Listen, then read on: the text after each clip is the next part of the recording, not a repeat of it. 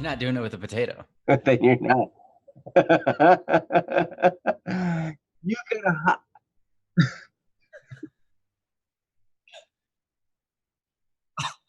Awesome. Perfect. Oh man. Awesome. Hey, we're Hey, here. everybody. Welcome to the live stream. Man, oh man, look at us.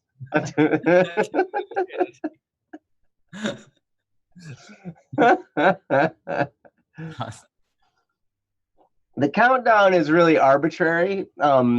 Really, we go live whenever Jesse feels like it. The countdown doesn't really understand the concept of time, so don't trust it. It's there to let you know that we're starting soon. Yes, it's a big liar.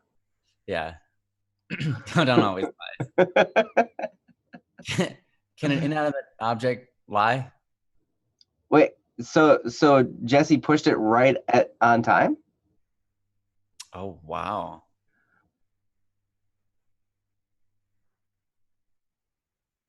Nice. That's so weird. That was awesome. Okay. Well played. Oh, hey, Gage, good to see you. I'm sorry you can't hear me right now, but I'll wave. Like that. Yeah, that's not a thing. It is not a thing. Okay. Nice. So who's the host? I'm the host.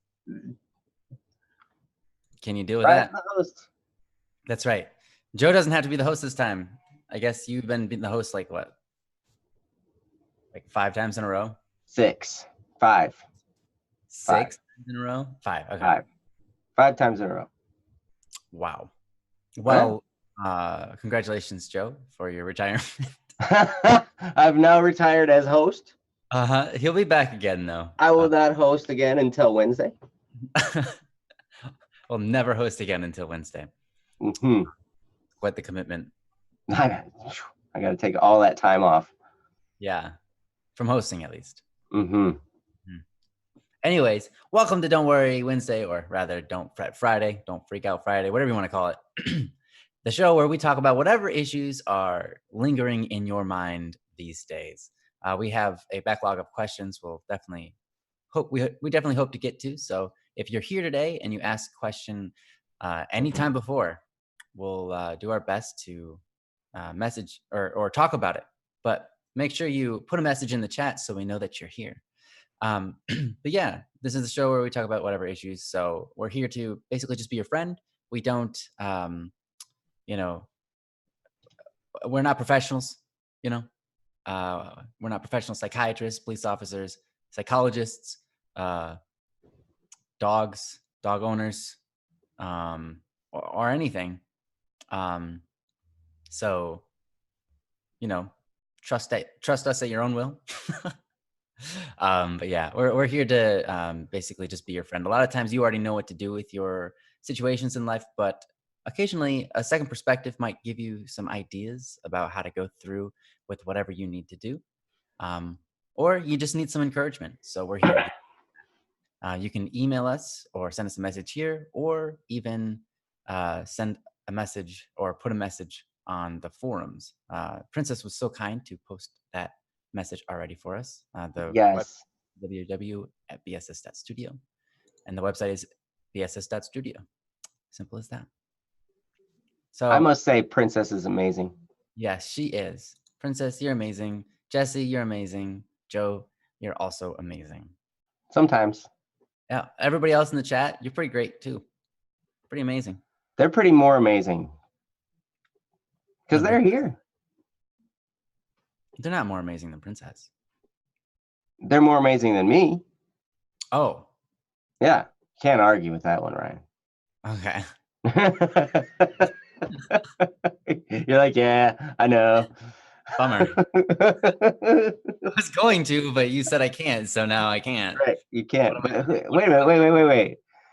Aren't you supposed to be in charge? Yeah. You're in the top spot. Yeah, well, you're even when you're I look up to you. Oh, that's so sweet of you. I don't want to say I look down to you because that sounds terrible. I look I don't know. I don't know how to use your position in a way that's uplifting. I'm only up here because your muscles are so strong that you hold me up. Your brain power and everything. So I'm only here because of you. Anyways, yeah, welcome everybody. What do you say we jump into a topic here before we get Yes. too much more distracted here?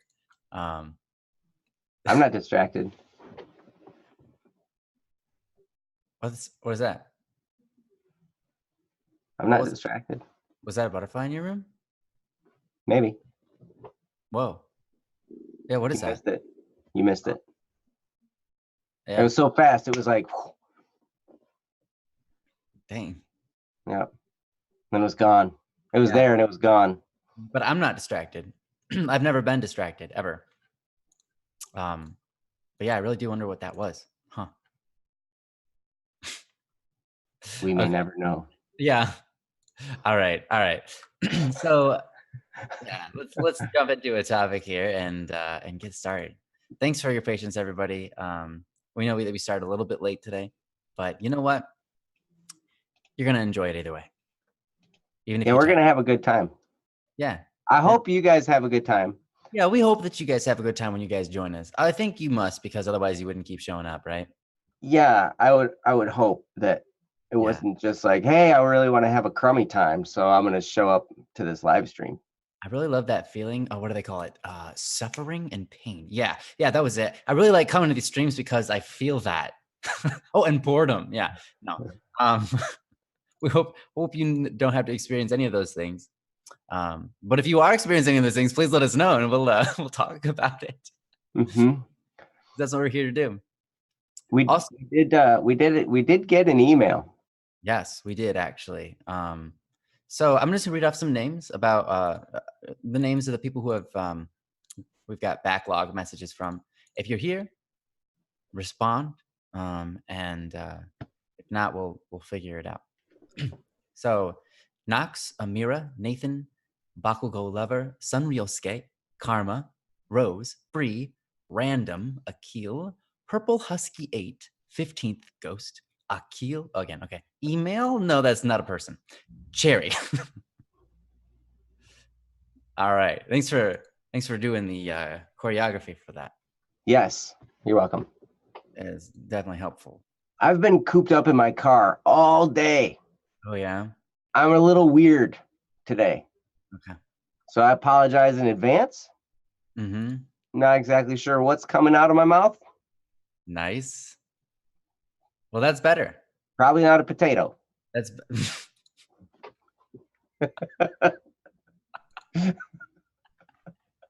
well, let's hope a potato doesn't come out of your mouth. I mean, like, hey guys, I know we're about half an hour into the show and I've been talking clearly this whole time, but look at this. A whole potato was sitting in there. How did you do that? Whoa, that's some skill. Yeah, that would be amazing. Something. And you'd have to say we did it with a potato. Mm-hmm. That's right. The only way you can do that.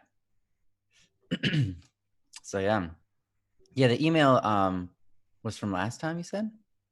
Well, we did the email from I believe Saigo sent us an email.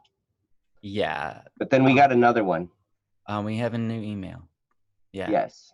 We have a new email, and it's from someone who didn't say they didn't want to be anonymous. So we could do that one anonymously. Yeah, we got another one. You got another one? No. We got the one that you're just referring to. Yeah. Yeah.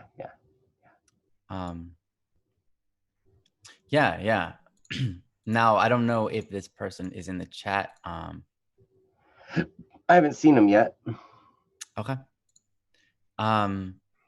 So do we have anybody else that is here that we know for sure? Akil is here. Akil is here. That is true. Mm-hmm. I think they're the only. So, did this person? Let me check the email. If they said like, just do it even if they're not there. They didn't say either way. Yeah. Okay. But it's in an email, so I assume, Mm-hmm. maybe we could do it anonymously. Yeah. For sure. But I agree with Princess. Akil is long overdue. Akil has posted some stuff, and we have not been able to handle it yet. Been like 7 moons. 7 moons. Oops. I just closed the tab. Oh, that was that. All right, it's not a big deal. Okay. Okay. Well, let's do Akil's then. Okay, which one? Let's do, I guess.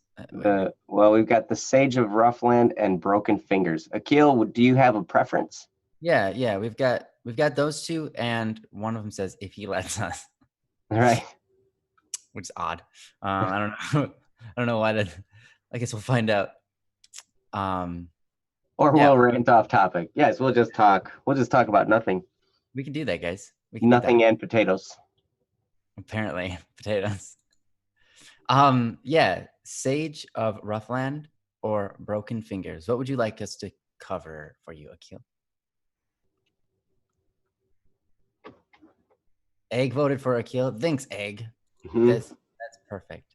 In the meantime, we can do this.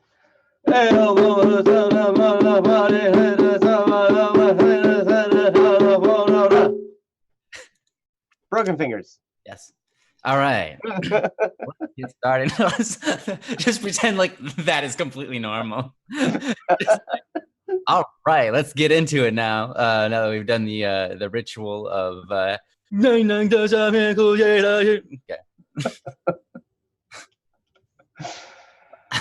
Yeah. These the one. You know the one. You know the one. You know the one. Broken Fingers. All right. I'm gonna go ahead and read this out for everybody.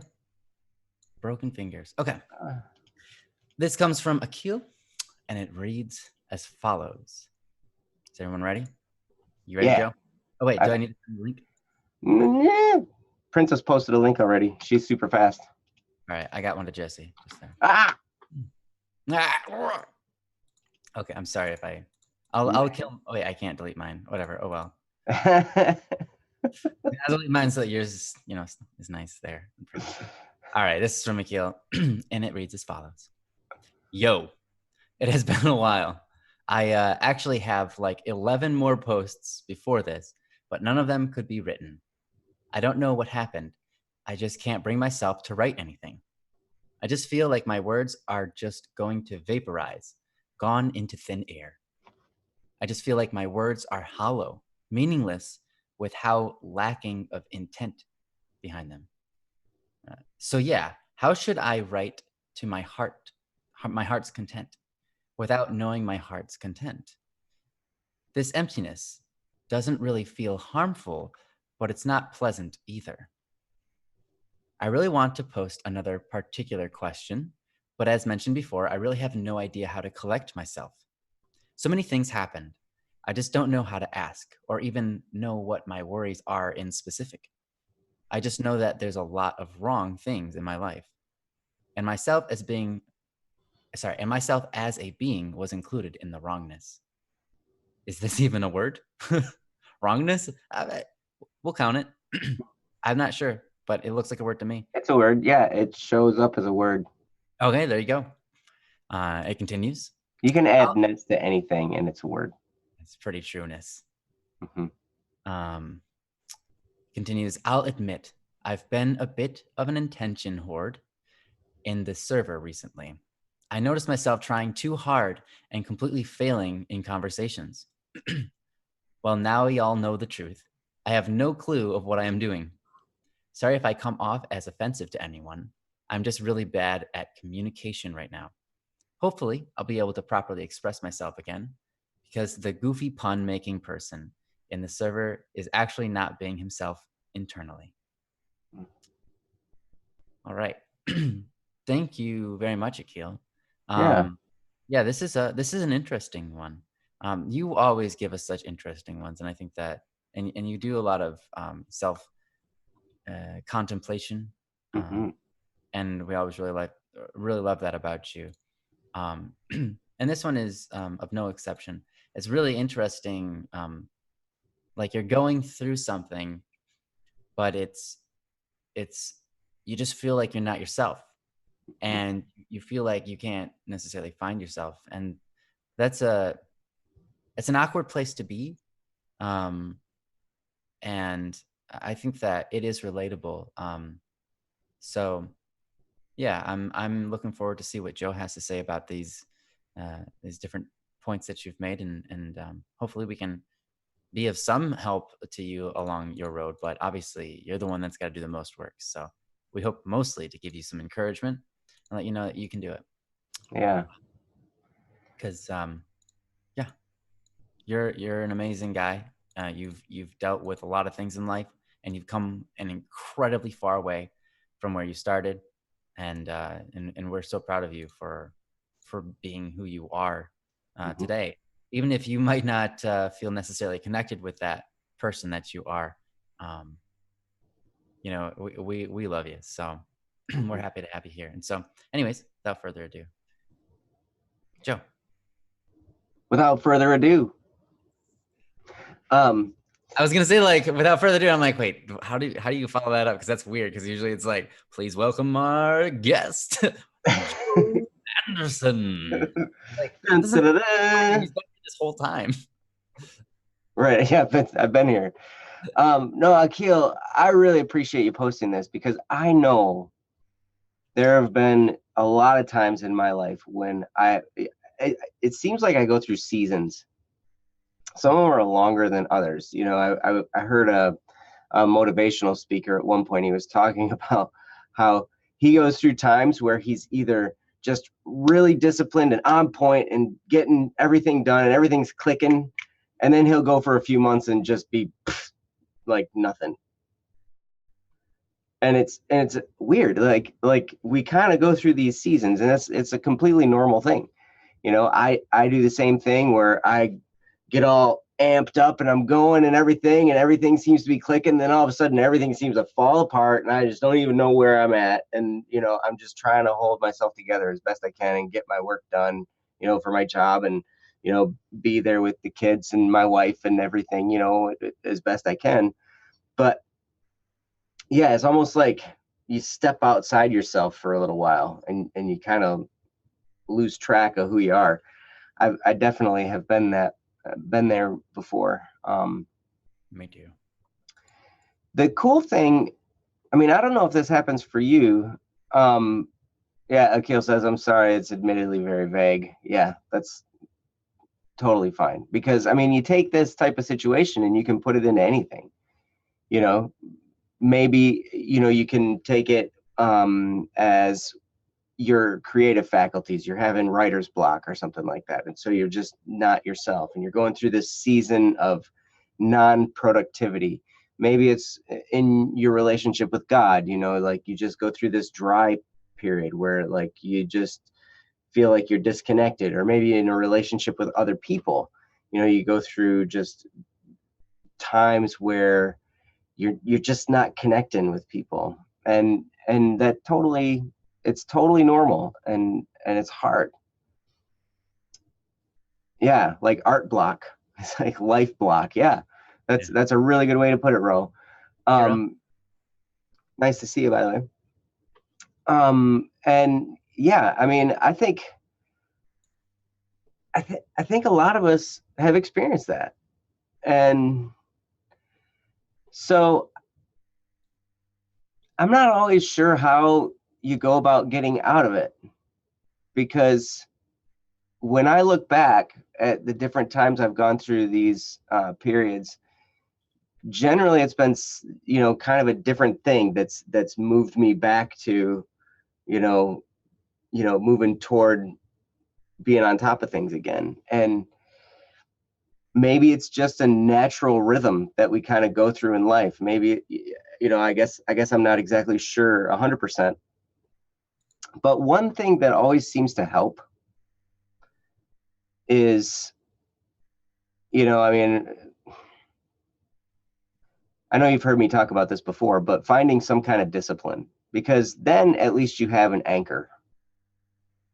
You know, if you can find something that you can discipline yourself to do, and then just even though you don't feel like yourself, even though it's just kind of this period of dryness where you just maybe a little bit lost, if you can anchor yourself in a discipline, and it doesn't matter what it is, you know, I generally use some kind of physical regimen just because I know the impact that has for me, where, you know, when I exercise, I know that things just start to click better. My brain works better, you know, and I get more done. I have more energy, you know, it just seems to go that way. And but you can do it with prayer, you can do it with exercise, you can do it with really anything. But if you can make a consistent discipline out of it, even in the midst of the lost feeling that you have, and the just shell shocked feeling, you can have something that's consistent and constant, and you can count on it. So, and that's one of the things I think for me, especially when I know I can count on something, then that period of being lost, you know, it isn't quite as painful. It's not quite as hard to get through because at least I have something solid. And one cool thing that builds, it builds trust in yourself. And I don't know about you, Akil, but I know for me, that's been a really, really tough thing to develop. The trust in my own abilities, the trust in my ability to even get up out of bed. And, you know, it's been interesting because recently I've always been this advocate of not hitting the snooze button, right? And then for a while, I went through this time period where I was consistently hitting the snooze button and going back to sleep. Mm. And then, you know, and I even set my alarm across the room. So I have to get up, walk over, turn it off, and then walk back to bed. You know, I have that choice. I'm right there standing next to the clock. Like I can go upstairs and I can, you know, start, you know, getting my day ready, or I can go and crawl back into bed. And there were a lot of times I was choosing to get back into bed, and it just started to become a habit. And a lot of things started to kind of slide because I stopped having that discipline. And amazingly enough, when I started, you know, getting back into the habit of doing it again, you know, wouldn't you know, everything else in my life started to kind of get back on track and move back forward. It's a very, very crazy thing.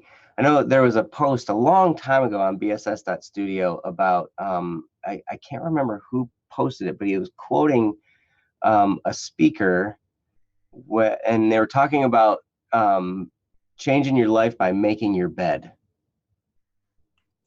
And how important just that one little simple task, making your bed in the morning, how much of an impact that can have on your entire day. Because it's like the first thing you do, you get out of bed, you make your bed, and then it's like your bed is closed, you know, you're up now and you're gonna go do stuff. And then at the end of the day, when you come back to your bed, it's all put together nice and neat, you know, and it, you know, it's just, it's nice. Like everything falls into place a lot easier. I could try and find that post and put a link to it here, but Akil says, actually, I've been cooking, but even that wasn't enough. So, and I got disconnected. So if you missed all the stuff I just said, you can go back and listen to it again. I'm not going to try and repeat it all. I don't think they were disconnected for very long. So okay, that's good. That's good. So, boy, I think that'd be step number one for me in that position. It's just to find something that you can do consistently. Maybe something you look at your life and you're like, you know what? it would be better if I was doing this every day. Things would be better if I was doing this, whatever activity, whether it's exercise or eating healthier or drinking water first thing in the morning or, whatever it is. And yep, if you can do that, okay. Yeah, I've been trying to live healthier, working out, waking up early, cleaning. Good. Yeah, all those disciplines can kind of help. And the thing is none of it is instant. None of these things are ever instant remedies. It's like they take some time to build. You gotta be consistent for a while. And then before you know it, you feel like a much more solid individual. And then also, who knows? Maybe life is pulling you in a new direction. That's another thing to consider. Maybe there's some new horizon that needs to be considered. Because sometimes that happens in moments where change is about to occur, where just everything just doesn't seem quite right, blah, blah, blah, blah, blah. And then all of a sudden you change directions a little bit. And that was the ticket. That was the ticket to move things forward. So that's something to consider as well. It may be that, maybe not. But there's just a few things to think about. I'm going to turn it over to Ryan. Yeah, because I'd like to hear what he has to say. Yeah, thank you very much, Joe. I'm definitely glad you went first. Um, yeah, and it's so true. I've experienced, I mean, even just recently, sometimes you just get in this funk where you get nothing done, like for like half a year or whatever. And then all of a sudden you're good to go again, and things are moving. And it just kind of happens to us. Plants, they have seasons. Look at any other animal in existence. They have seasons. There isn't there isn't a single creature out there that doesn't have some weird regiment and season. Like they have their specific mating season. They have their resting season. They have their I need to get as much food in me as possible season.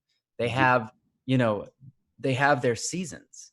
And humans are animals. And I think that we often forget that. Mm. Um, we often forget that even though we're human and we're kind of an enlightened being, we're very smart, we control ourselves, we make our choices, we're self-aware, we have all of these things that make us kind of different. um, we are still animals. And so it's important to remember to be, I guess, a little soft on yourself. At times you have to be hard on yourself to keep your commitments going, like Joe was talking about, but don't beat yourself up Mhm. for being an animal, because that's what you are. You can't change it, and everybody has their seasons. um and yeah, I mean, we wish it wasn't that way. It just is. Mhm. We all need to sleep sometimes. We all need to eat sometimes. We have cycles just like anything else. So it's a very interesting concept, very interesting thing. I haven't really heard anybody really talk on it. um but I'm sure some studies in that field would be really helpful to a lot of people. I've never heard of anybody doing studies in that field in particular. Mm. um but it could be cool. um you said, let's see, I'm sorry, a little pessimistic right now with how the chains of events are going. Oh, with the chain of events going on. I posted an update on the server once. Let's just say there's more to it. Okay, no problem. Excuse me. um, yeah, and sorry if you're pessimistic. I'm not gonna correct you. Um, so if that's something that you notice in yourself, though, of course you can work on that yourself. You already know what it is, right? But um, when it comes to finding yourself or being yourself or understanding, what are your passions so that you can write about your passions, you might feel sometimes emotionally distant, or compassionately distant, where you don't have that compassion for the things around you, that love for things around you. And I think that happens to a lot of people. I would say, um, if you're experiencing that, then of course, alone time and thinking to yourself is always good reflection. But I'm sure you do quite a bit of that. Um, so, in turn, it's also important to spend time with the things that you should be more compassionate towards.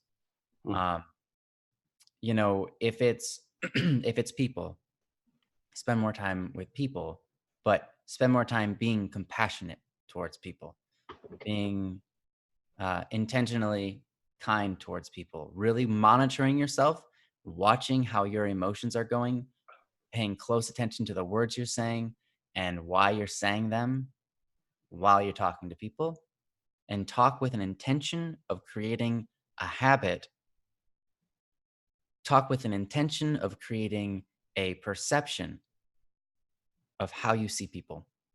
Because how you interact with people, your brain picks up on it and it makes you perceive people that way.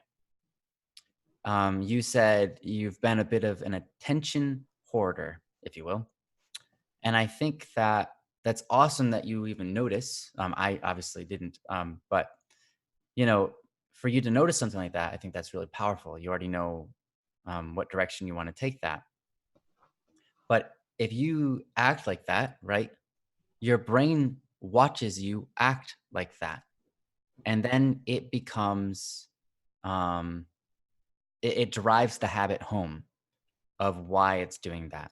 So if you're being an attention hoard because you want yourself to look better to you, or you want other people to look better at you, or maybe you're feeling like you're lacking some kind of stimulant in your brain that brings happiness or joy or love or whatever. You want to feel more loved or you want to feel more accepted, whatever it is. I don't know, but whatever the reason is, and you start to act that way, right?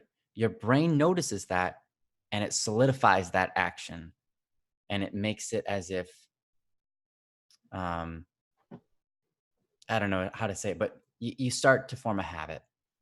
Um and it changes the way you think about people. That's the ultimate place I'm going with this. It changes the way you think about people, Mm. because if you look at people and you start to try to get their attention for yourself, then you're looking at other people not as who they are, but as a means to feel good about who you are Mm. inside. Mhm. And so then you see people that way and then you treat them that way, then your brain is going to go, oh, it really is that way. People are just tools for my own satisfaction, right? So if you notice yourself doing that, right, you have to take the steps necessary to stop yourself and act intently against it. Um, Sometimes it's okay to be in a room or with other people or even on a chat, whatever, and attempt to get, no attention at all, say nothing at all, and just read.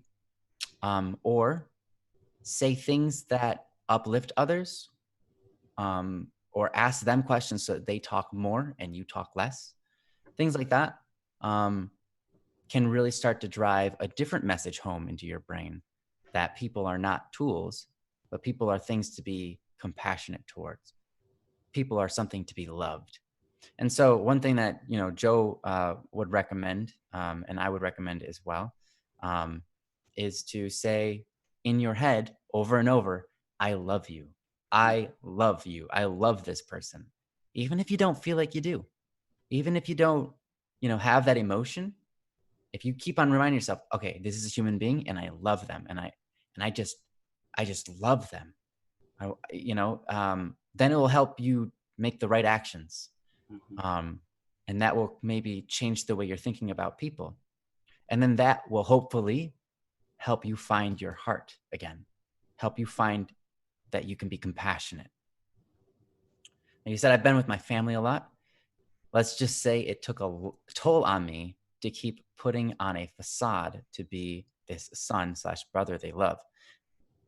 Brings no troubles, anyways, or always helps at home. Yeah, I get it. yeah, it's a lot of work.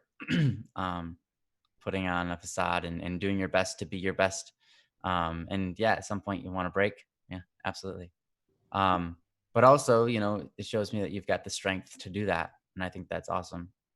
Um, so instead of feeling instead of feeling down and out about having to do that and not enjoying it, picture yourself as someone you're proud of for being able to do what you don't like doing, Mm, because that's far more important and far more impressive than feeling down about having to be that way. Does that make sense? mhm, Because there's always a different way to look at something, right? And you mhm, can look at something and make it so that it's bad, or you can look at something and make it so that it's good. And one will lead you down a road that makes you feel bad, and one will lead you down the road that makes you feel good. So, if you feel like you're out of touch with your heart, out of touch with your compassion or your passions or your emotions or whatever it is, um, yeah, stimulate that thought process in your head by acting that way so that your brain can start knowing what it's supposed to be doing. You're putting your brain on track to what it's supposed to be doing by the choices you make. Um, Rather than just letting it do whatever it wants and then acting however you feel, act however you know is right. And that should start to eventually make you feel a certain way.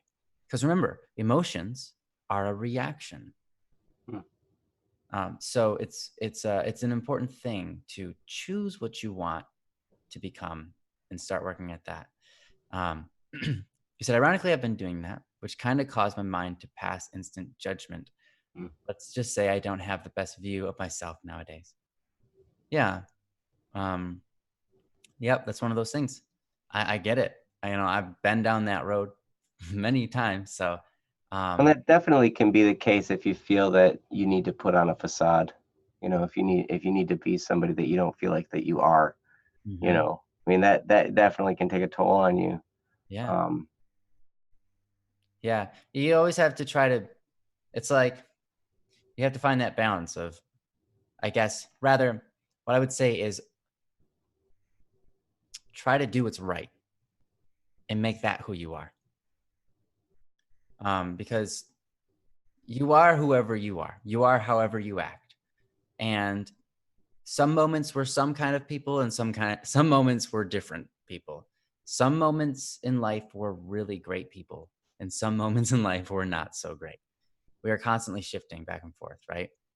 mhm, But at the same time, we have this natural habits of how we want to do things, of who we want to be, or who we are when we're most comfortable or relaxed, or even who we are when we're not trying at all to be anything better. And we have to take notice of that constantly because we don't want to fall in the position where it's just like, I am who I am, and I'm not going to try to improve that. And I'm just going to be, me, and I'm going to be lazy about being me. Because the issue is there is you might feel like, yeah, now I'm finally me. I can just be me. I don't have to worry about what anybody else thinks, and that's good. But the bad thing that can happen is that you start to regress and become worse and worse of a person mm, because human beings are always changing. There is no stagnant. You're mm, either getting better at something or you're getting worse. If you play an instrument every day, you're going to get better and better and better and better. And there's no limit. But if you stop playing that instrument for even a week, you'll get back to it and be like, oh, hold on, I was better last week. Let me start playing again. If you stop playing for like 2 years, you'll come back to your instrument and you're like, how do I even blow into this thing? It feels weird. Like my jaw just got tired in 2 seconds. Holy cow. But it's the same thing for our minds. If we, for example, if we work on loving people with our choices, with our actions, we'll start to grow in that area more and more and more. And we'll start to be more loving and we'll start to figure out why we love people. But if we don't do that and we just become lax on that subject, if we don't keep up on it, we'll start to love less and less and less. And we'll start to feel so disconnected from it where we don't even know what that means anymore or why we used to love people. So it's one of the things you just have to start going for and then reap the benefits like it's a talent, like it's something you're growing at. And like all things, it takes time, right? But that's kind of cool too, because I guess one of the things about the longer it takes to get talent, the better it sticks and the more meaningful it is. And the less slowly, or the more slowly, either way, the slower it fades away when we're not working on it. So um, sometimes, yeah, you just got to make those choices in life, even though it might not be fun or enjoyable. But at the same time, yeah, you want to be yourself. You don't want to be someone you're not. And by that, I mean, you don't want to be someone you're not proud of, someone that you don't want to be. If you go out of your way to be a specific type of person, but you know you're not that person, and it doesn't feel good to be that person, then yeah, there's no reason to do it. If it's something where it's like, by being this person, I'm becoming stronger at something. Like I'm being more outgoing and I'm becoming stronger at my outgoing areas in life. I feel like I can do more and I can interact with people more. That's good. But there are certain things in life that they don't really matter. Mm. And there's no reason to try to change yourself for it. Like, I personally like to like all kinds of foods. And I train myself, if there's any kind of food I don't like, I train my tongue, I train my brain to say, I like this food. But you know what? It doesn't really matter. It's just food. It doesn't make me a better person for doing that.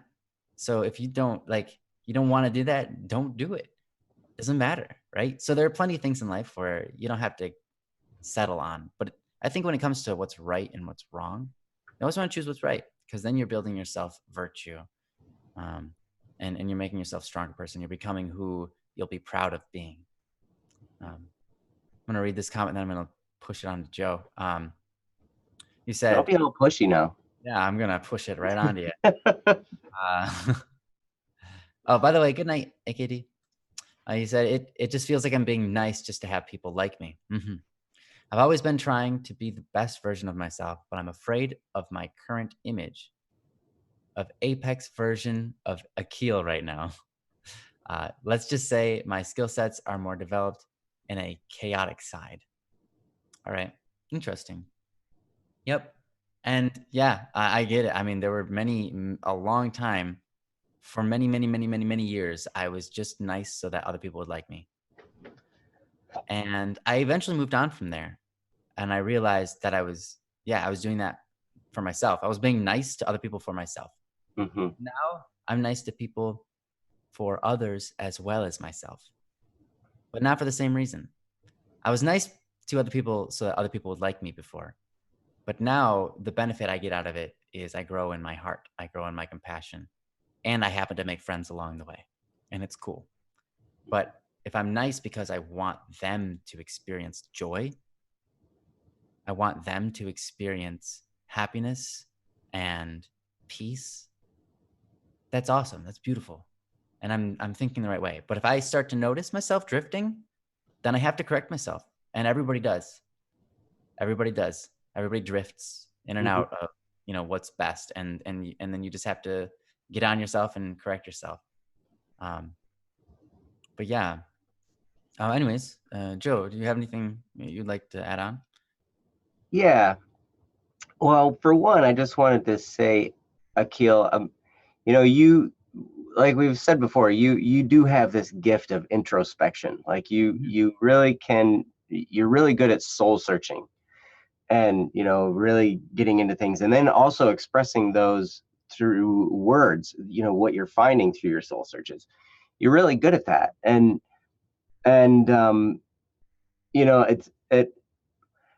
it's sad a little bit to hear that you're having trouble doing that now. But it sounds like you're still able to, do some looking in and paying attention to who you are and what kinds of things you're doing.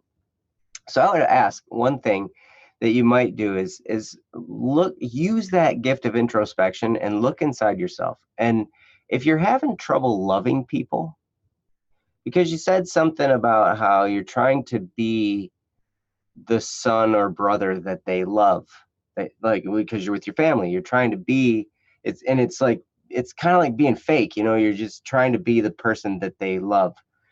Well, one thing that might be a lot less stressful than trying to be somebody you're not is don't even worry about that. And I know it's tough. It's way easier for me to just say that than to actually do it, because that is way hard to do. But instead of focusing on being a certain kind of person, maybe you could try loving them. Instead of trying to be somebody that they will love, try loving them instead, regardless of whether they would love you back. But you can love them. And if you're having trouble doing that because of fear or anger or anything like that, then there may be some wound that you haven't dealt with. I know you've been through a lot recently, Akil. I know that, I've seen bits and pieces of it in some posts, of different things that are going on. And I know you're having some hard time right now. And if you're having trouble loving, if you're having trouble opening your heart and just loving people, because the cool thing about love is the more you give, the more you have. Yeah. I think it was actually Buddha who said a candle can light other candles without shortening its own life. And that's the same way love is. When we give love, it doesn't cost us anything. In fact, it just, when we combine it with others, it makes it bigger and brighter and, everything like that. But if you're having trouble loving, then I would imagine, I'm almost certain that there's pain that you're feeling from a wound that you haven't had a chance to reconcile yet, or you haven't had a chance to go back through and let it go. Just forgive the hurt. Because you know how we say on almost every show, through forgiveness comes healing. So wherever you're struggling, and this especially happens if you're having trouble loving, then I always try to ask myself, why?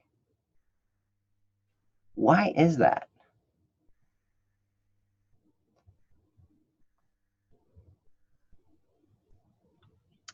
And sometimes I don't like the answer. And sometimes I avoid the answer for a while. Sure. And I'm like, oh, I don't want to look at that. Nope, I'm not doing it. And I'd be all stubborn for a while. But here's the thing. When you finally get to the root of the problem, and generally the root of the problem is some wound that you've experienced somewhere from somebody or some event or something, there's a wound, and when you go back and forgive the hurt and forgive the person or people who hurt you, then you're free from that. And then that wound can heal. And it might, there might be some emotion that comes out, there might be some tears, you might, who knows? But that's the pathway to healing. And then you can experience the peace that then you can love genuinely from. And then you don't have to worry about, like Ryan was talking about, he would always try to be nice, so other people would like him. When you genuinely have love in your heart, it comes through in everything you say, even when you say something that would normally make somebody mad, even when you say you speak your mind on something that you're sure is going to offend them, but you have that standpoint of loving them.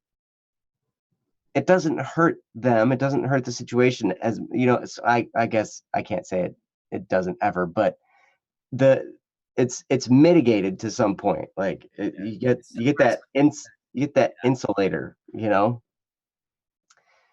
you can almost like say it, and then you just kind of give them a look, like, but it's okay, because we're all human, we all screw up or whatever,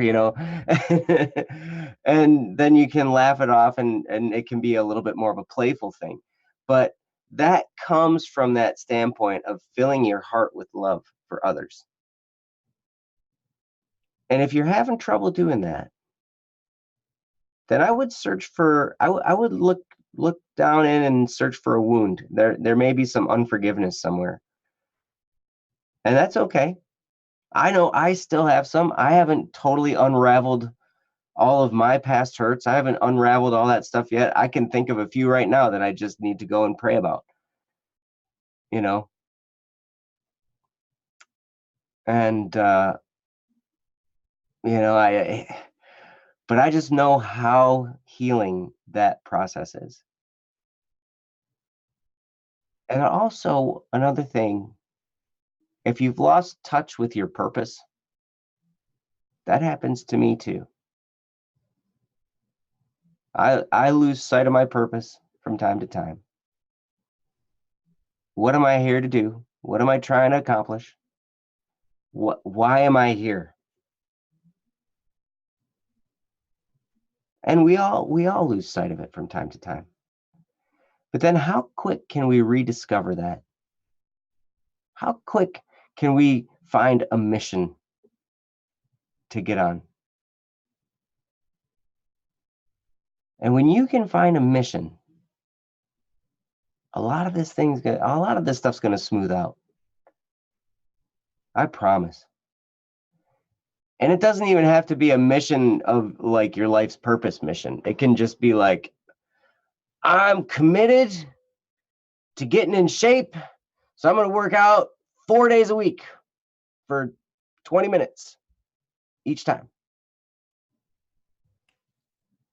And then you do it. And then, but when you discipline yourself to do it, then all of a sudden it becomes a mission.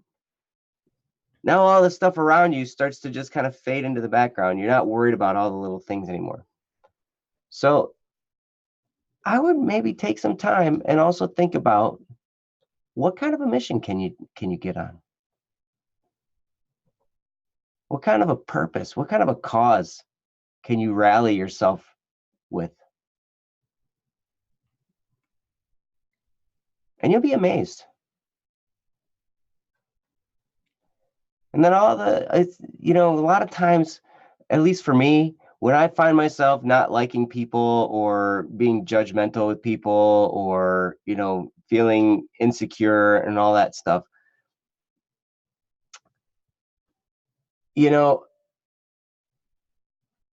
I find that most of the time I'm just thinking about myself too much. My thoughts are inward at me, and I'm self-conscious. I'm like self-focused. And the more I can focus on other people and think to myself how much I love them, and think to myself also how thankful I am for them being here. That's another thing. Gratitude is another of the great healers. Mm-hmm. And we all have stuff to be thankful for.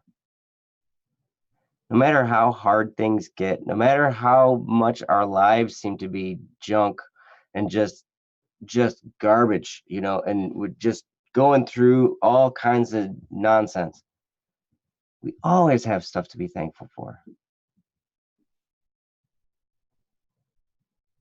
And something as simple, like we would go around, sometimes we'd do this exercise with my kids, and we'd be like, okay, what are you thankful for? And I'd always be the one like, hey, I'm thankful for the toilet. I mean, really, yeah, that's help us. Ew. Why did you? Why are you thankful for that? Because imagine what life would be like without it. Yeah, that's it. That's so true. Yep. Or my pillow. I'm thankful for my pillow. Mhm. I am thankful for my pillow. Yeah. But yeah, so I mean, you can think about that. Akil says, I know what I'm supposed to do. I'm just trying to muster the strength for it. Okay, that's good. So at least you know. And that's the first step. And the more you heal, the more strength you'll have, the more energy you'll have. And then it also says, my question was more of why did I love them before? So it sounds to me like you used to love somebody and something happened. And now you question why?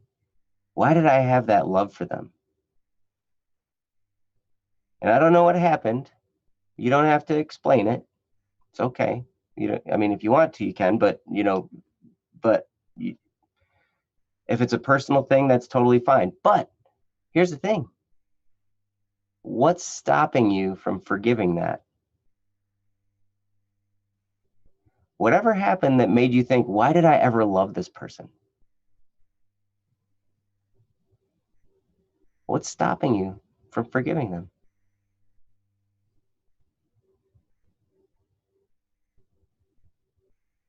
Because a lot of times for me, it's just that I don't want to even think about it, or especially I deal with pride a lot. I don't want to do it because I feel like I have the right to be upset about this. I was wronged, like they did something wrong to me. And it's totally true. They did.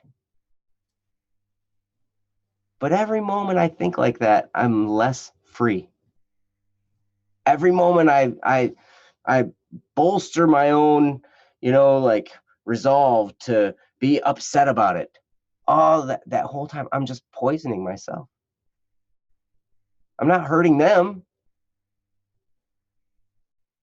I'm just poisoning myself.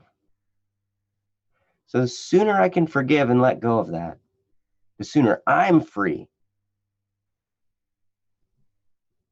which is the weirdest thing because we feel like, man, I'm going to hold on to this anger because, man, they deserve me to be mad at them. And they do. They totally do. But you know what? It's only hurting myself. So I know I've gone on for a while. So,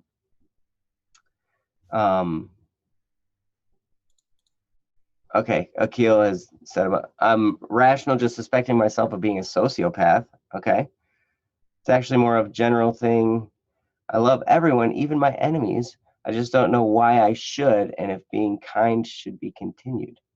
I cursed myself for thinking about my dark side. Well, we all have a dark side, and it's not bad to think about it and be aware of it, for sure. Because, hey, that dark side comes out. And it always comes out when you least expect it, and you're in front of people you don't want it to come out to.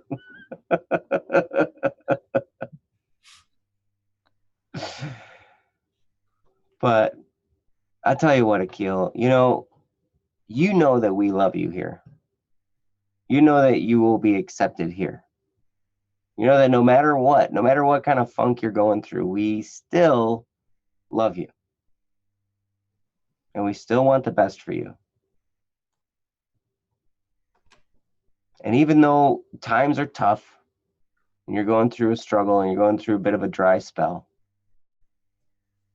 it's a season and it'll pass. And you'll be back to the goofy pun making person in the server.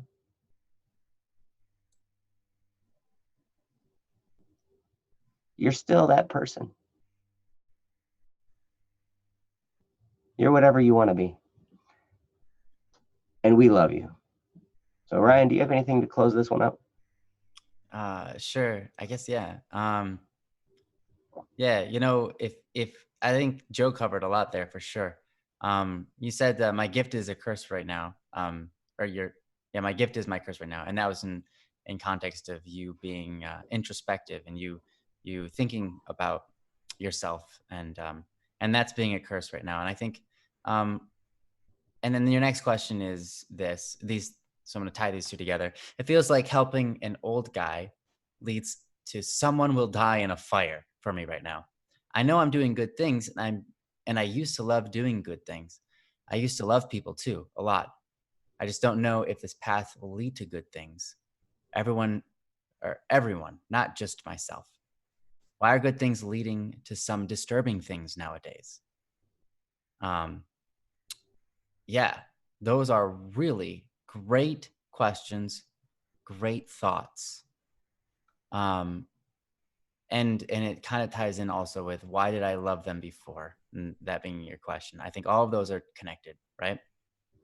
Um, and I would say you're looking for one. I would say one of the best things I can tell you, one of the best antidotes to whatever you're going through right now, is finding peace. What is peace? Peace is accepting that life is how it is and being okay with it. Peace is knowing that you're in the right place at the right time, not having to worry about whether the good that you do will be effective or not, or why there's still bad things. Because here's the answer. Well, actually, I don't want to give you the answer. There is an answer. There's a reason that there's suffering in the world. There's a reason there's pain in the world. There's a reason that no matter how much good you do in the world, there will still be bad things that happen. But I should add, no matter how many bad things you do, there will still be good things that happen. No matter what you do, both good and bad things will happen. Period.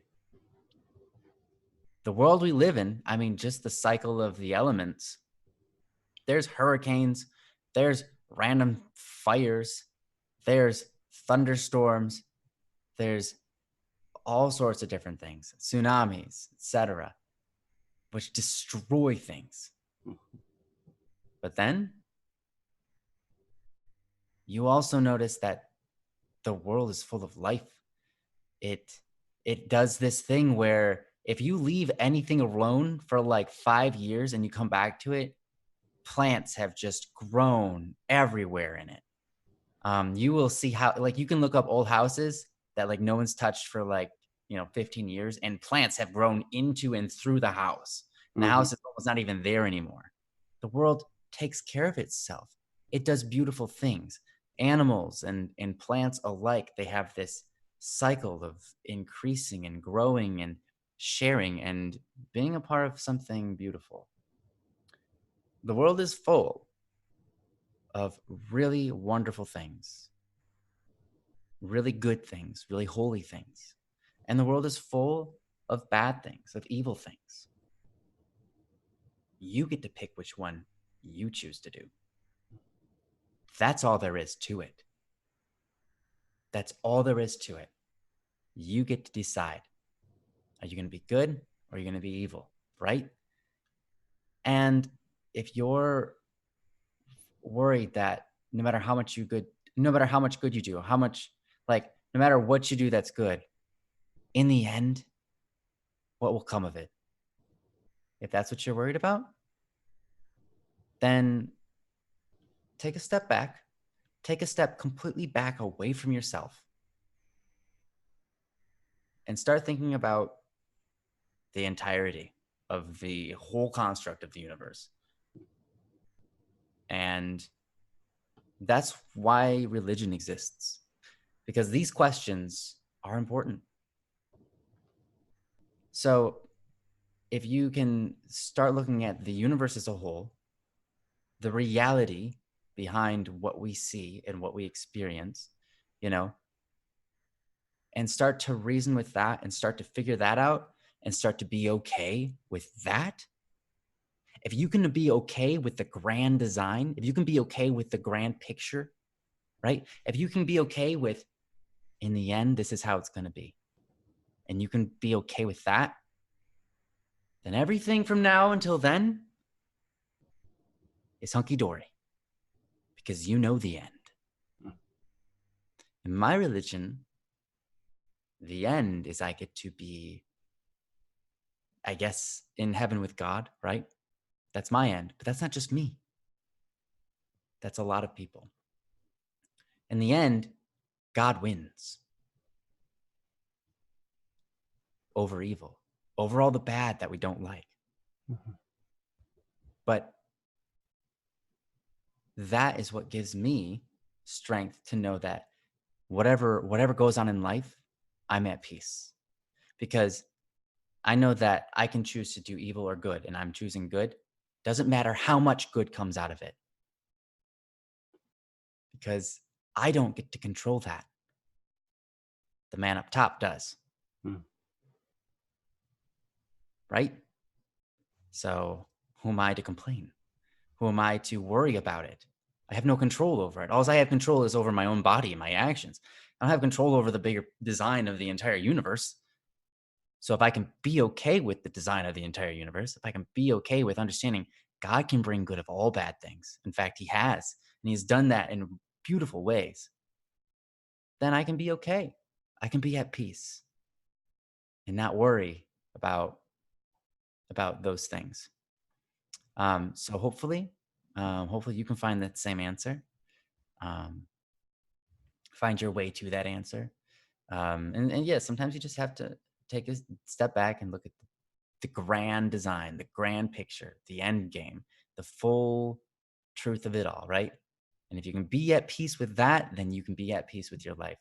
And you can start to look at yourself a little bit more, how do I say, from a distance within that picture.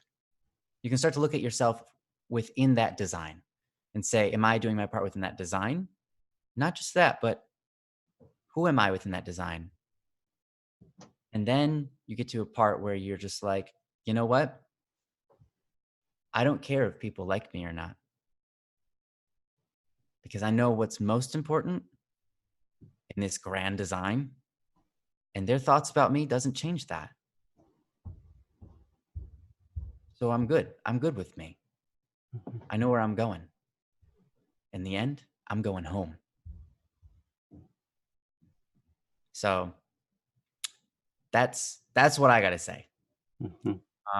I understand that it's kind of a religious thing. A lot of people don't like that. It's deep. I get it. But sometimes we have those questions about, good and bad, evil, holiness, all these things. And the only way you can answer it is to ask the deeper questions, the bigger questions about the grand design of the universe, and really dig into that. And there you have it. But anyways, I'm gonna. And you're the man up top right now, actually, on this stream. So I'm not the man up top. Akil, I noticed you said I'm capable. Why can't I do it?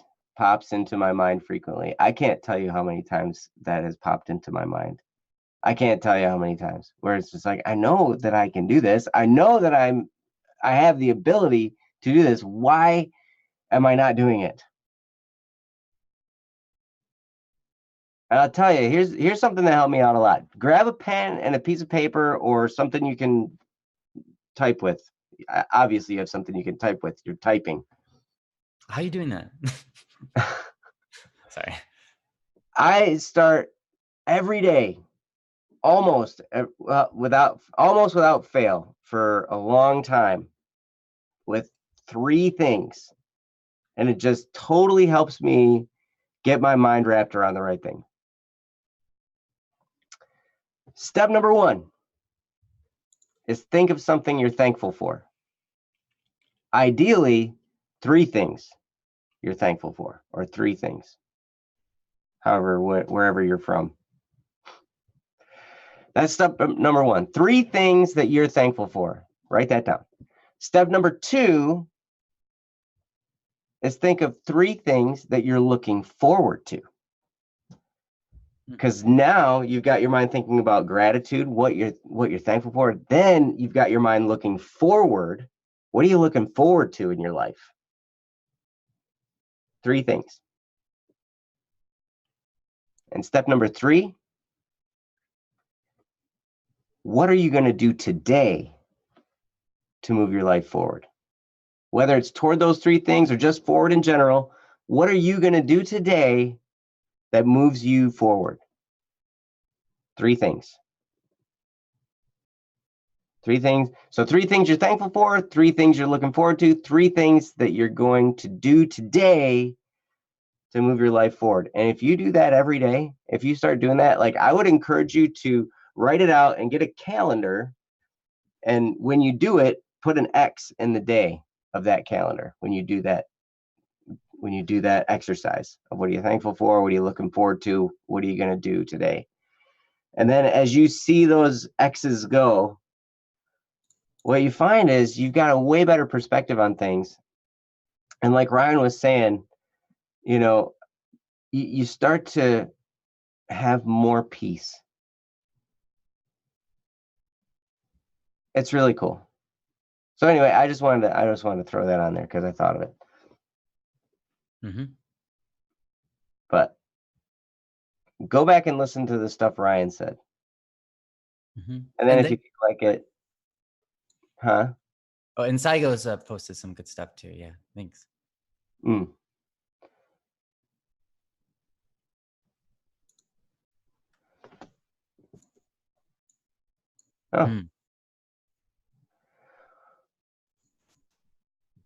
We've got such great people in this chat.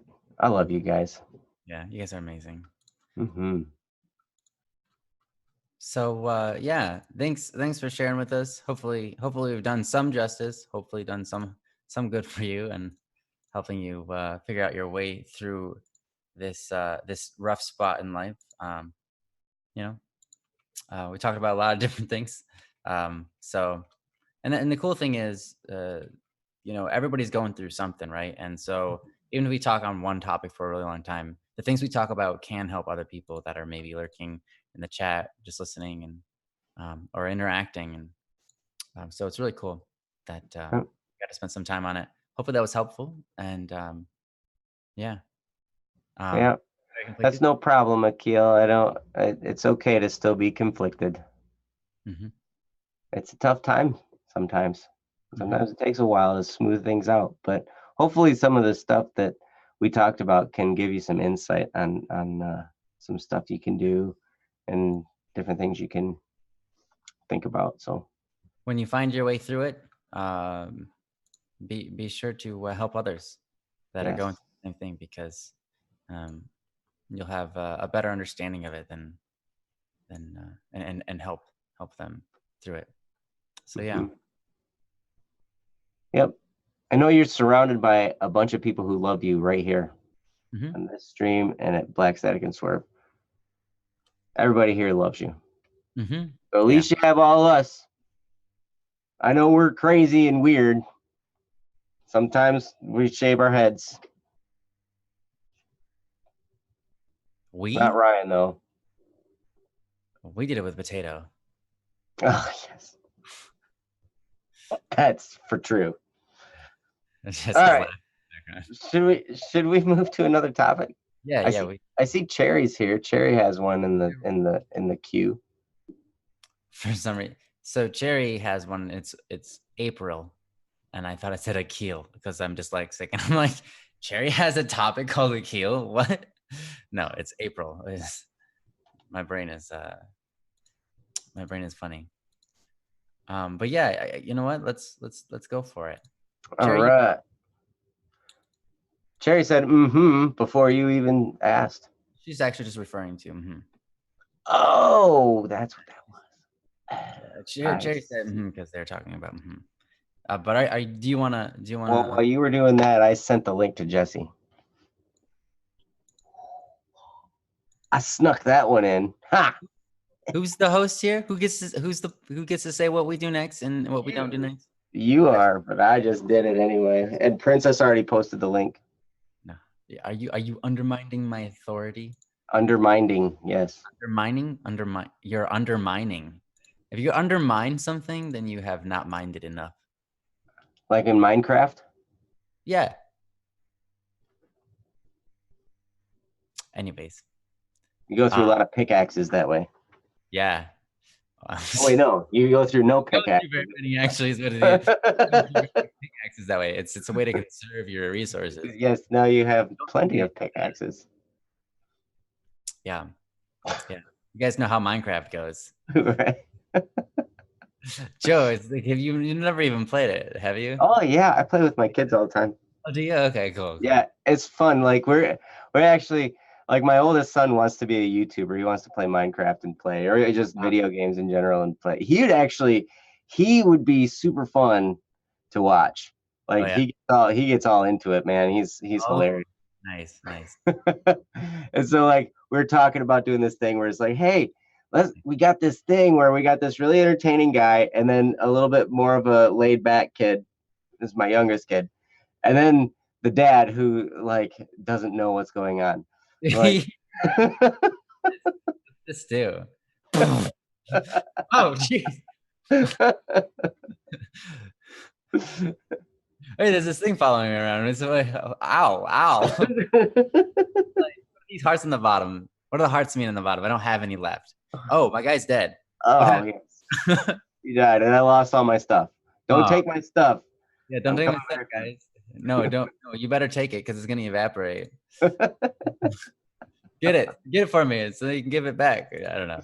Anyways, that's fun. Playing video games with people is fun. Mm-hmm.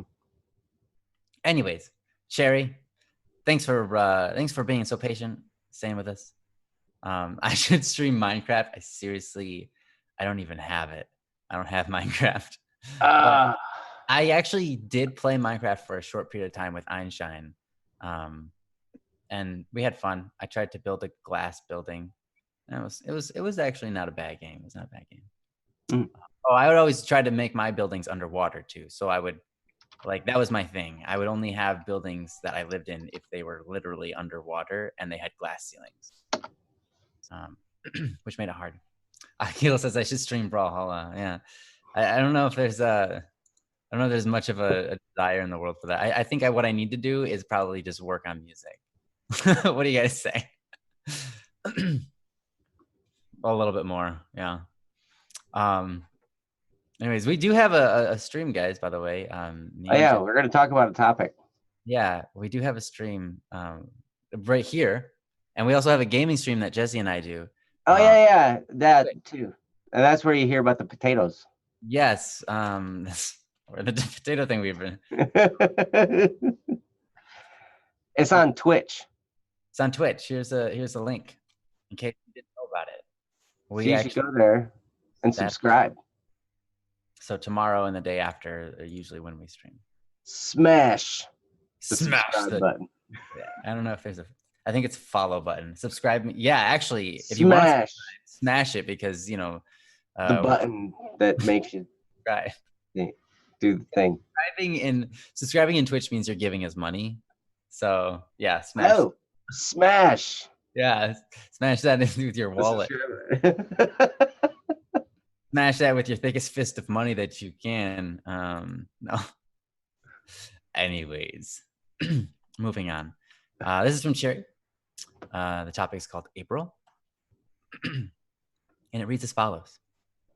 Technically, this is a Fate and Malice post since it's time for more origins. Cool. For a long, long time, I've been in love with the idea of the darkness and the light coexisting in balance. Basically a yin and yang sort of thing. There's also something else I've been in love with, diversity in colors. I think of diversity as colors. When I say something is colorful, I mean that there's so much and it's so beautiful. Anyways, get to the point. On to the post. Don't tell me what to do. Okay, anyway, this is going to be pretty difficult to explain. Long ago, I created a character named Cherry to represent me. All that I love and all that I want to be. Cherry is full of love, color, fun, adventure, and is pretty clumsy in all honesty. but she embraces it and who she is. She misses the past and gets emotional and melancholic over it. But she knows that life carries on. Cherry, however, was not the only character that was made. Where there is light, there are also shadows. Oh, sorry, there are shadows. Another separate but younger character made to represent the past was also created around the same time Cherry started appearing in my mind.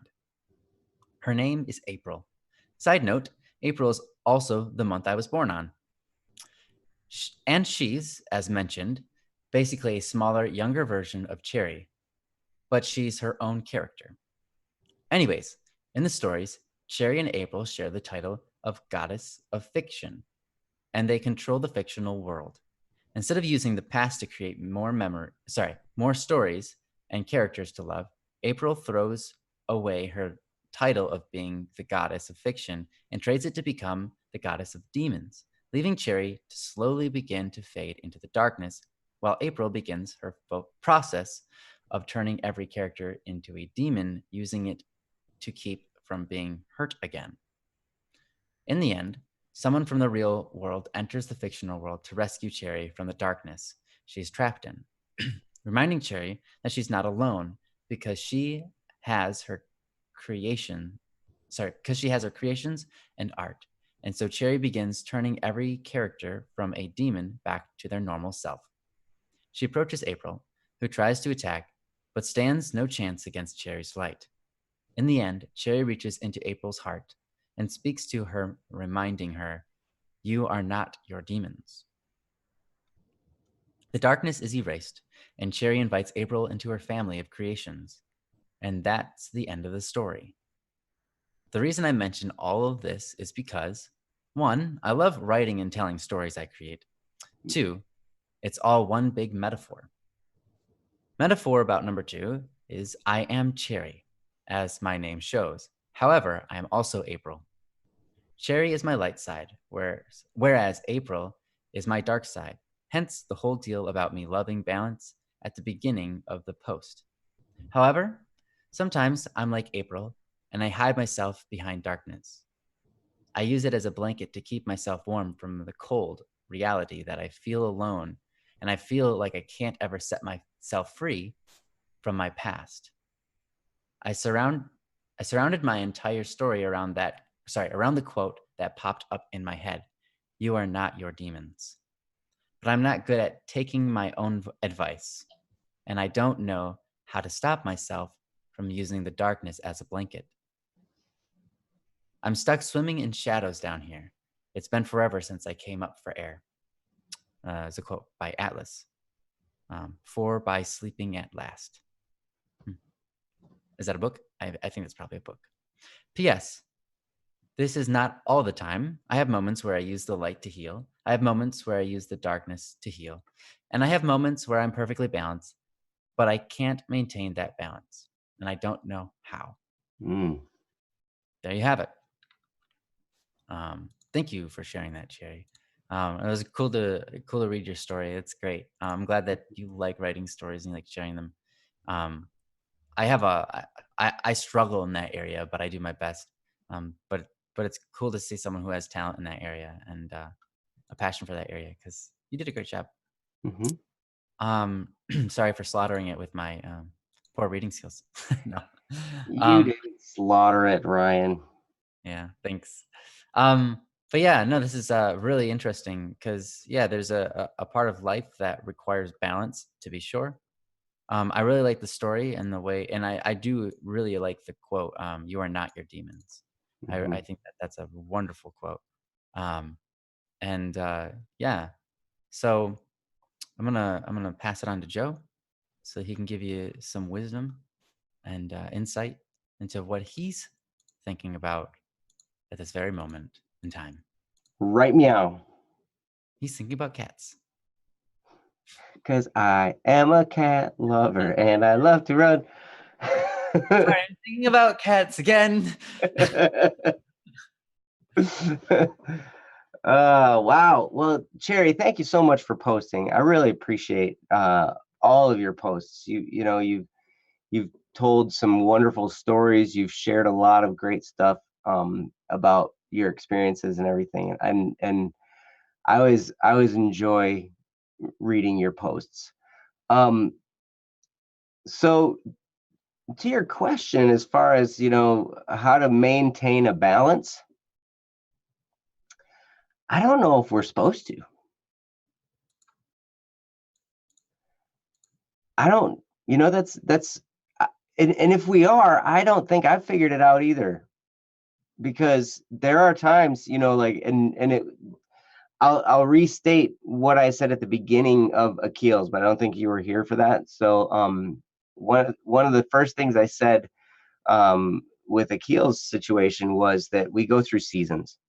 All of us, we have seasons of times in our life when everything's clicking and we're doing great, and then we have seasons where everything just we feel like we can't even buy a clue, like we're just lost, right? And yeah, I think there are those moments of balance, and it feels good to be there. But in my life, it seems like it doesn't take long for it to start tipping in one direction or the other, to the light or the darkness, or the good or the bad, or the um the freedom feeling or the anger and fear. There's this tipping motion, and it goes back and forth. And depending on your personality style, um, that can affect like how long those periods are. I am of the temperament that I generally stay in a area emotionally for a while, and it takes a while to move to the other. But when I get there, I'm there for a long time, right? So I try and be happy and hopeful and everything for a long time, and I'm there. But then, over time, a bunch of stuff happens. People get under my skin a little bit, and then all of a sudden, now I'm in a funk. And when I'm there for a while. Now, my wife, she's the opposite of that. Yep. I was like, you're gonna talk about your wife, aren't you? Because I know. Yeah, it's great. Like I try to be more even keel, but boy, when I get to the point where I'm upset for a while. Like, man, when she gets upset, it's explosive, and it's right meow. Meow. Meow. It's like boom, but then it's over in like 4 seconds. I was like, what? How do you do that? I'm so like I don't know how she does it. She just, she'll have something happen, and it'll just like be really upsetting. But then a few minutes later, she's just fine. And everything's happy again. And I'm like, what? Like, I don't know how to handle this. I'm going to go somewhere else. But at any rate, so depending on our personality, sometimes that can affect, the balance and everything like that. But I tell you, I think that it's normal to feel out of balance from time to time. There are times when it seems like my work life is just so heavy. Like, that's all I'm doing is work, work, work, work, work, work, work. Ah! And it completely out of balance, right? And then there are other times when I'm just like looking at Ryan.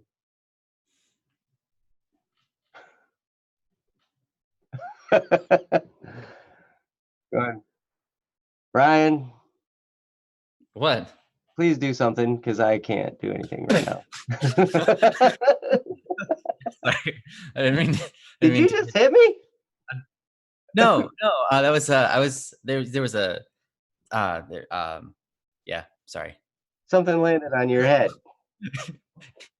Yeah, something was on your head. A bad thought. I had to get it out of there.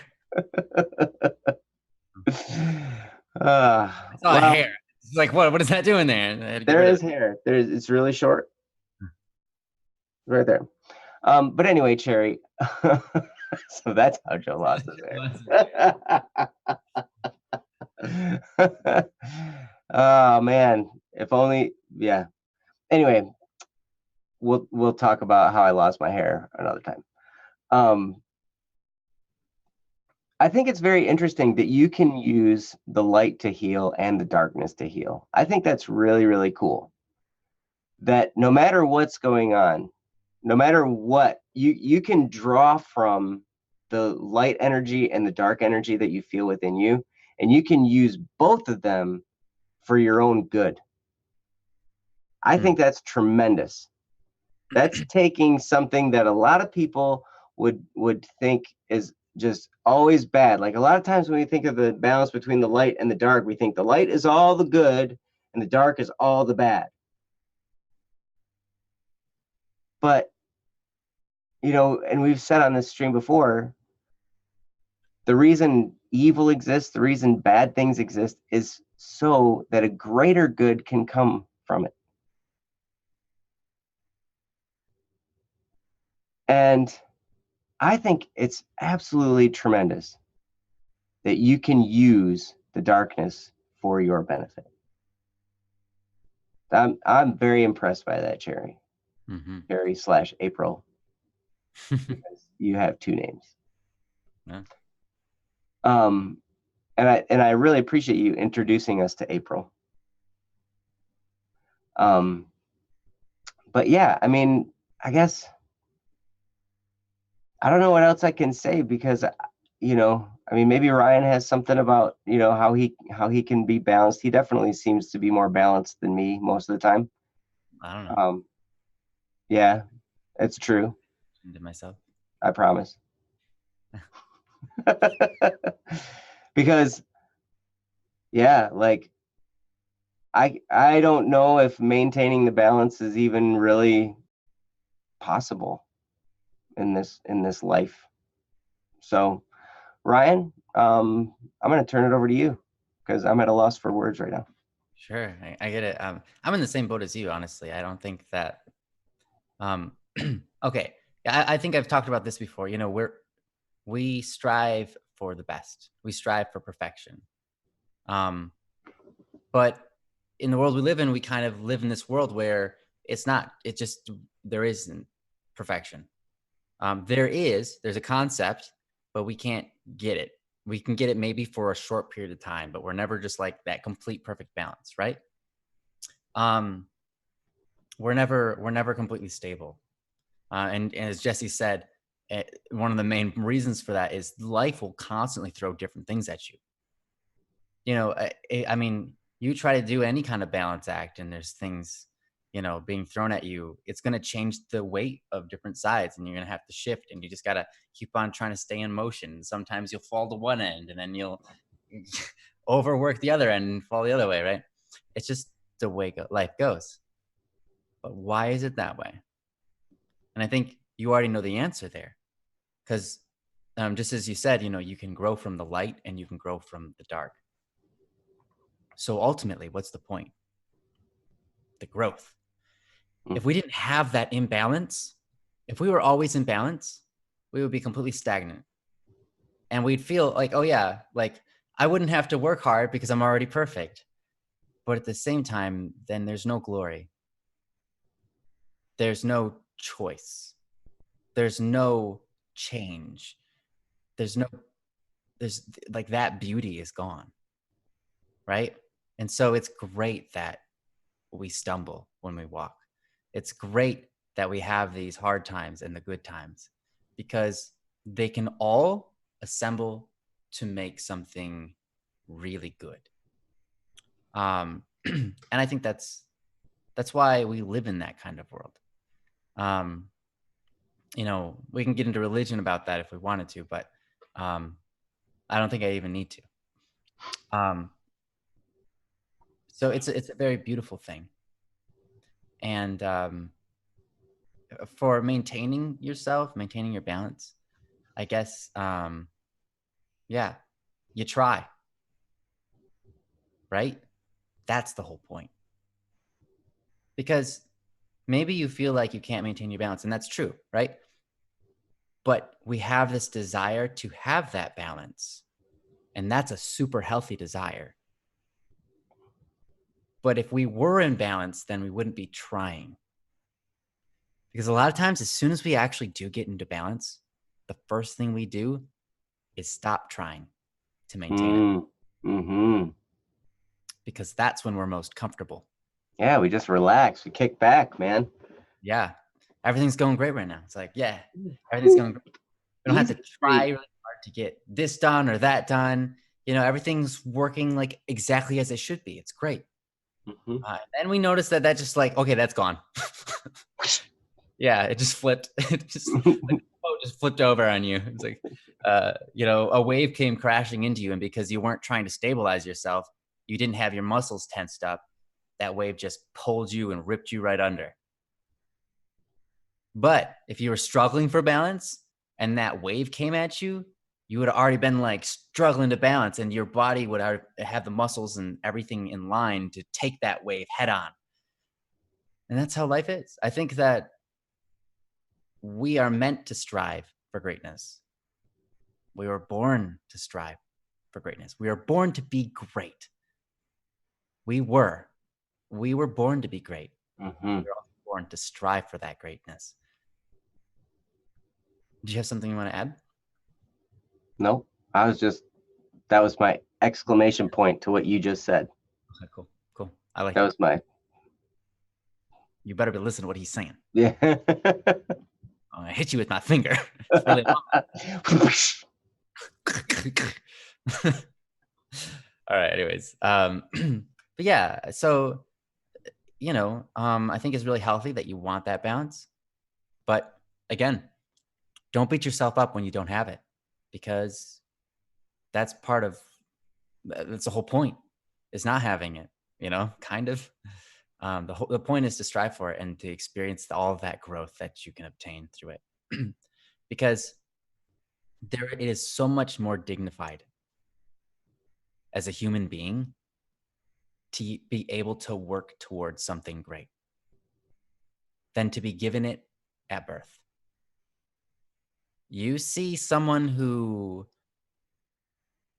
you can stumble. I remember the first time I remember thinking about this. My friend had this car and he worked for it. He worked and got the money and got the car, and he bought it from his dad. And he took such care of that car. And he said, man, it's entirely different when you work hard for something. You just care for it a whole lot more. Mm-hmm. And you want to you just want to take care of it, cherish it. It means so much more than if you're just handed a car, and that's true. If you're just given a car, you didn't work for it, you don't take as good care of it. You don't have that emotional connection. You don't have that connection with the past, your memories of working hard.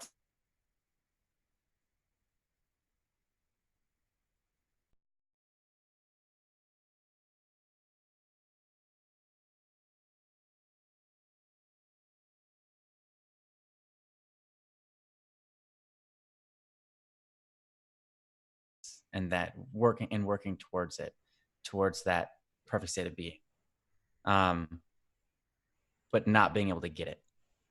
We're always like, inches or miles away. And that's good.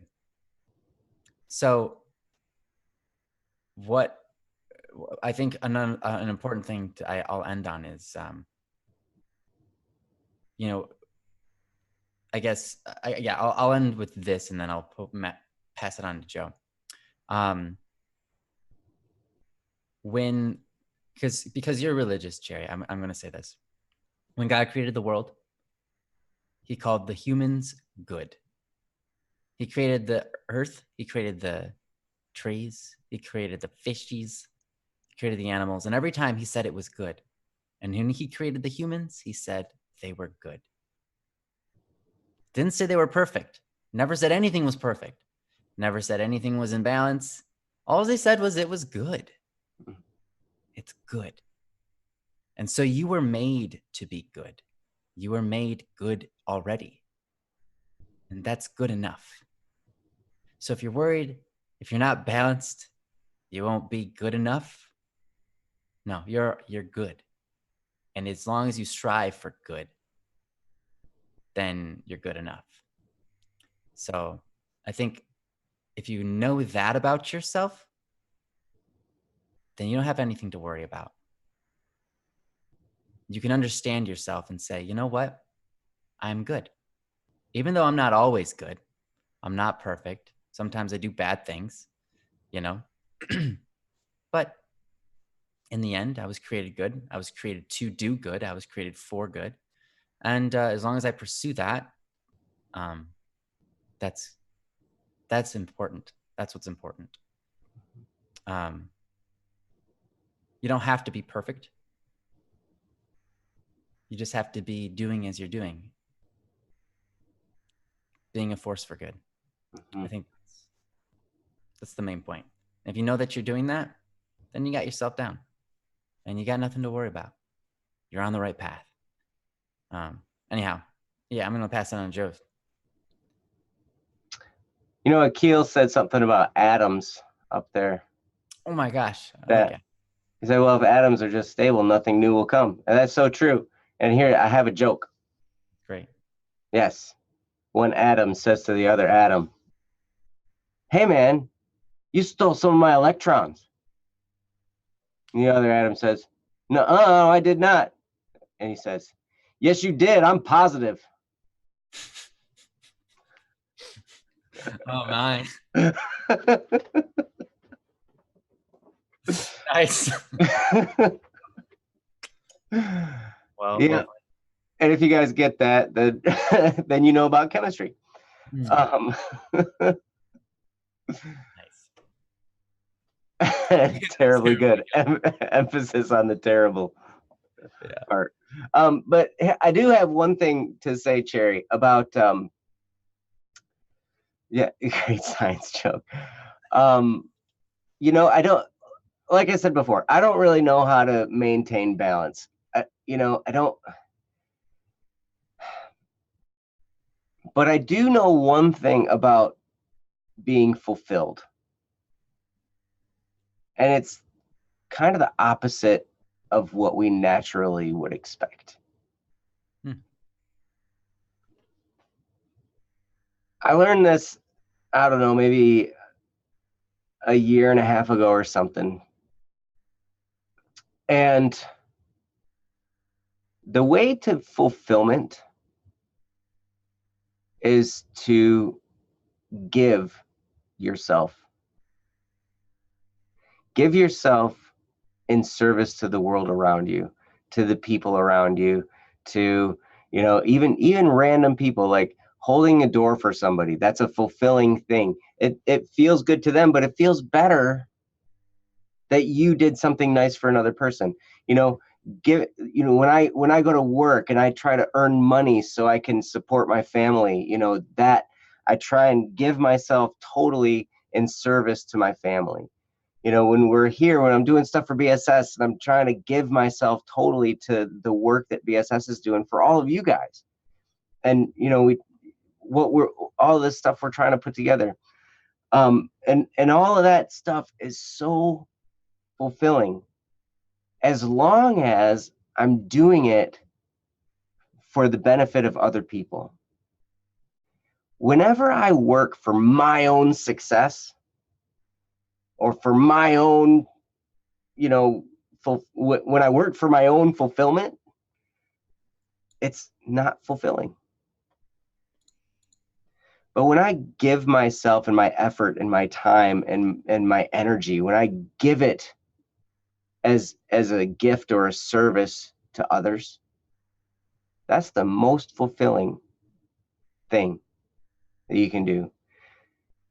So while I don't know much about maintaining balance, I do know that to be fulfilled, to feel that, is to give, to give yourself away. And I learned this principle. There's a bishop, his name's Robert Barron, and he was talking about, yeah, he's awesome. I love him. He he was talking about, he saw this painting of the crucifixion of Jesus, and it was a very, very bloody rendition of it. It was just extremely gory, right? And he saw this picture, and it came to him. He was like, that's a picture of the most fulfilled that a person can be, because he gave himself completely. I'm not saying to go and, damage yourself, but to offer yourself in service to others, to offer your work, your effort, your time for others. Man, there is nothing better when you come away from that,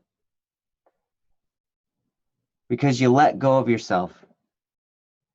You're free from the slave driver of self, and you're focused on other people and helping them and doing something good. Like Ryan was talking about, you were created for good. You were created to do good things. You were created to be good.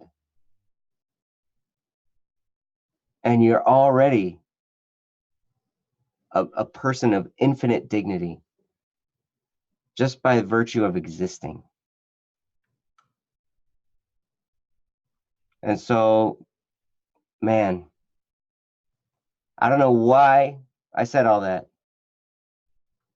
but I guess No, that's really good. It's so true. And I'm glad you said it because I needed that reminder too. Because it's so true. Like, um, we are gifts. Life is a gift, right? We didn't choose to have it. mm, We couldn't make that choice. We didn't exist yet. mhm, Um, we were brought into this world, and after we were brought into the world, we were continuously fed and everything to exist. We're constantly receiving gifts. Everything in life is a gift. Everything that we own is a gift. mhm, And the greatest fulfillment of those things is when we give them to others because they are a gift. And the greatest fulfillment in ourselves, the greatest fulfillment in our hearts and our minds is to use our bodies, use our thoughts and minds, use our heart to give because mhm, we are a gift to the world then. mhm, And that feels so fulfilling. mhm. That is, yeah, absolutely. And that's honestly one of the things I respect most about Ryan is Uh, it's very interesting because you look at Static P and you look at all this stuff that he's put out, the Criminal Idol series, It's Not Like I Like You, all the different collaborations he's done, all that. He's built a successful presence on YouTube and on Spotify that generates income. A lot of things, stuff that a lot of artists strive for. But I don't know. I mean, I don't know what was going on in his head, but every time I talked to him, it wasn't about striving for success as an artist. It was always just trying to create something that was cool and working with some cool people that was, helping them to get something created. Trying to create something that was going to be good and entertaining for people to listen to and something that was going to enrich their lives. And that was always the focus. The focus was always on all of you, his audience, and creating something for you guys. And I realized how backwards I've had things most of my life because I was always striving for my own success. I was always striving to achieve and to win. But Ryan, through striving to serve, succeeded beyond anything that I've been able to. And it's amazing how the gifts come back when you give. they do. But you don't give in order to receive Mm. because that shuts it off. You just give. And before you know it, you're like, what? stuff starts coming back your way. And it's like, wow, I didn't intend for any of that to happen, but it did. Cool. Yeah, it's cool. Ever since, man, from the time I first known Ryan, he's always been just a giving person, always trying to give. And Was it's that such an honor. Hmm? when I met you? Was I that way when I first met you? I hope so, but I don't know. Honestly, I still have a long way to go. The Pope's got me beat. I'm trying my best. You do have a long way to go, Ryan. Get to it. I know. Seriously. If I Seriously. was You need to there be you already, need to I be would have like 70 million. I'd have more views than PewDiePie and whatever that T thing is combined on YouTube. Yeah, but I'm not there yet, so I have to be a little bit more selfless and give a little bit more, and yeah. Mhm. Yeah, you better. You better, because you're an example for all of us. So you gotta still be out front. Oh man, oh, the pressure's on. No, So figure it out. if I trip up, then no one look. Stop. Just close your eyes for a second when I don't want to represent the whole world or anybody. Well, Be serious. Yeah, that's it. yep. It's pretty amazing. But Cherry, I'm so glad you're here, and I'm so glad that you're willing to post stuff, and we can talk about it and have fun. And you know, but I learn a lot here as well. I learn about you guys. I learn stuff mostly when Ryan talks. I don't usually learn a lot when I talk. I honestly I learn a lot when, well, it's kind of in between both of us. And just kind of a lot, even sometimes the people who write things in the comments, um or even you guys post these things and it makes me think about stuff, and I'm like, Mhm, this is interesting. How can I apply this to my life? And what kind of experiences have I had in it? And you start thinking about things, and it makes things click in ways that you didn't really think about before. So it's so cool to be here and a part of this, because mhm, yeah, I mean, Joe, we definitely, honestly, we need this as much or maybe even more than you guys do.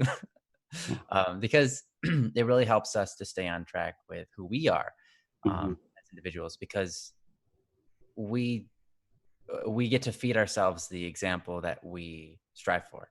mhm, When we speak about these things, we're like, oh yeah, I need to step up on that.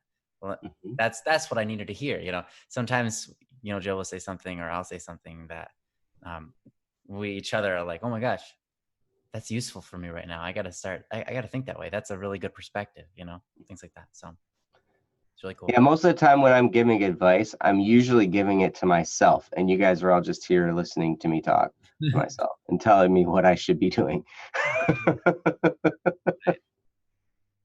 You're like, yeah, I've been down that road before. Remember, stupid?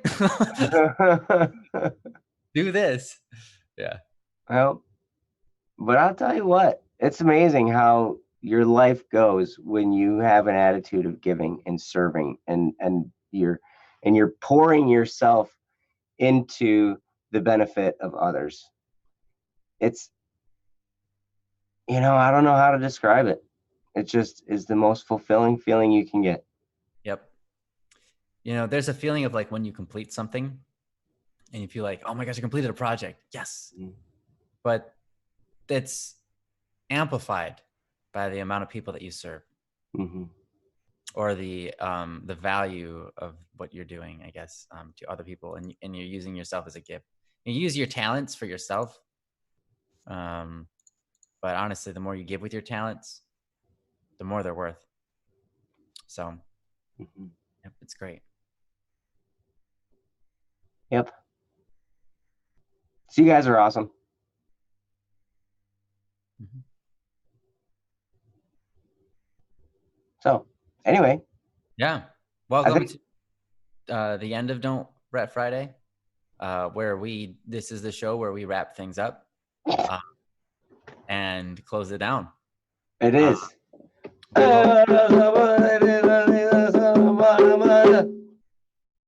so. We do our best to, we're not professionals or anything, but we do our best to close the show down appropriately for you guys and make sure that you guys feel satisfied with our closure. We know that a lot of times you already know how to do that yourselves, but we hope to encourage you to leave appropriately in a single file manner, being thoughtful towards yourselves and each other. So,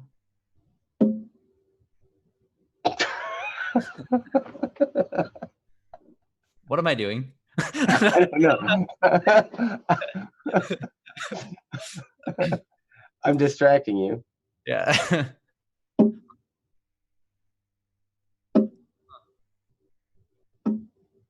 Huh.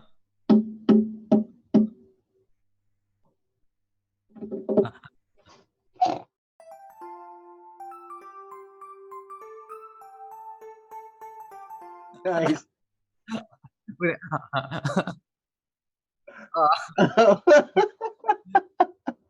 okay. But that would Okay. just end it there. But, oh well. See, Yep. guys. And this is we are completely out of control. Yeah, Jesse, if you've We have been wondering who's been providing everything here, the value content as well as making the show, it's Jesse. It's Jesse. And Princess. And Princess, yeah. We're just faces that you may not even want to see, but we're faces. Yeah, that's pretty much it. Like, I mean, we're the ones to look at. Yeah. And hear, but really the real efforts come from Jesse and Princess. Yeah. They do all the hard work. And he works hard. But not on paperwork. Not on paperwork. Do not confuse him with a lonely paperwork owl. Anyways, you guys should go. You have things to do. So do I. Yeah, Joe has a lot to do. So, and I do too. Anyways, see you guys later. Thanks for the show. Thanks for being here with us. Thanks for being patient with us. And we hope you had a wonderful time. And we'll see you Wednesday. Yes. All right. Bye-bye. Peace. Love you.